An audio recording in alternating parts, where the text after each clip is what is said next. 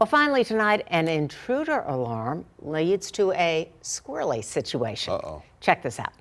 A squirrel in the air.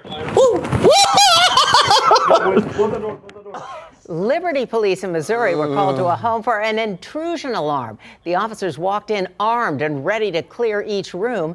As the officers made their plans, they saw the squirrel running across the house.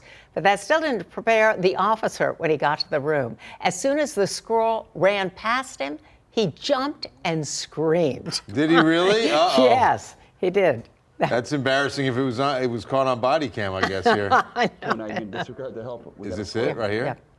Here it comes. I hope we get it.